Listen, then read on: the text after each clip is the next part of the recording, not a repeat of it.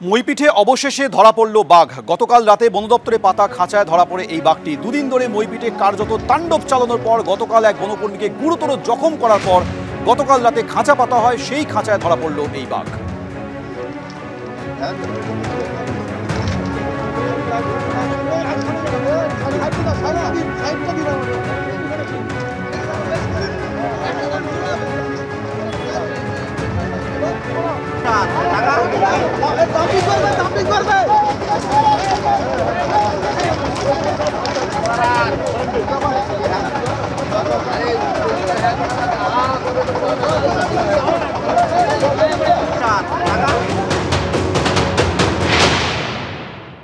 মঙ্গলবার ভোরে বাগে এলো বাঘ।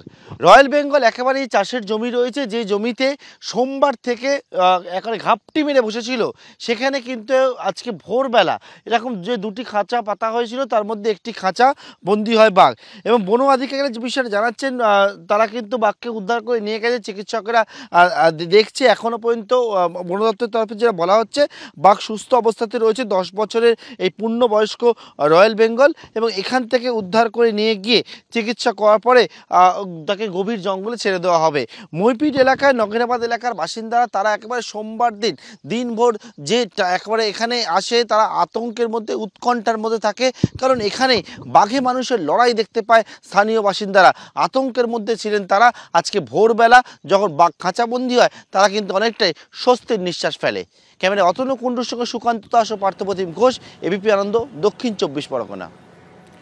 গাছের নিচে শুয়েছিল বাঘটি। ভয়ে আতঙ্কে সজনে গাছের মগডালে চড়ে বসেছিলেন 72 বছরের প্রৌঢ়। আগেও বাঘ দেখেছেন, কিন্তু জীবনে এমন অভিজ্ঞতা এই প্রথম। এখনো আতঙ্কে স্থানীয় বাসিন্দা ভীম মণ্ডল।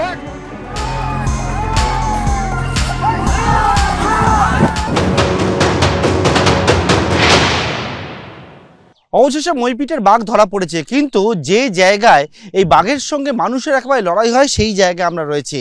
এবং যেখান থেকে বাঘ উদ্ধার হয়েছে সেটা এখান থেকে বেশ কিছুটা দূরে।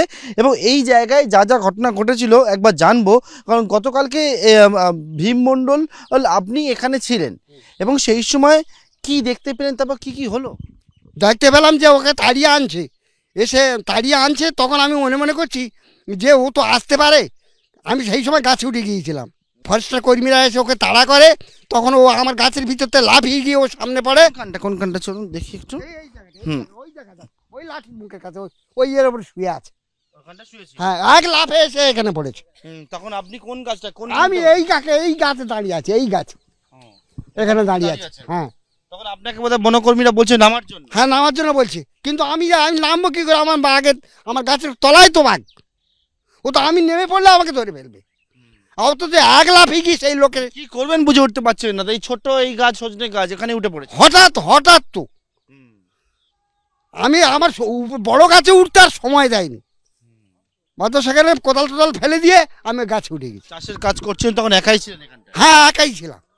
ওই যে এই যে জায়গাটা, এখানে ওরা এই করছে, এরা বাড়ি দিয়ে বলছে যে ওই তো বাঘ দেখা যাচ্ছে।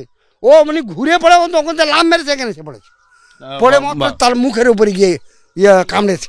যে ব্যক্তি একেবারে বাঘের মুখোমুখি হন, তিনি চাষের কাজ করছেন, এবং গতকালকে দেখা গিয়েছিল ঠিক কী ঘটনাটি ঘটেছিল। যে জায়গায় ঘটনাটি ঘটে, এই হচ্ছে সেই জায়গা যেখানে বাঘের সঙ্গে একেবারে মানুষের লড়াই বেঁধে যায়।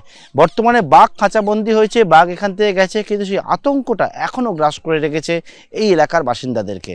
ক্যামেরায় অতনু কুণ্ডুর সঙ্গে সুকান্ত দাস ও পার্থপ্রতিম ঘোষ, এবিপি আনন্দ, দক্ষিণ 24 পরগনা। বন দপ্তরের আধিকারিক কি বলছেন শোনাবো।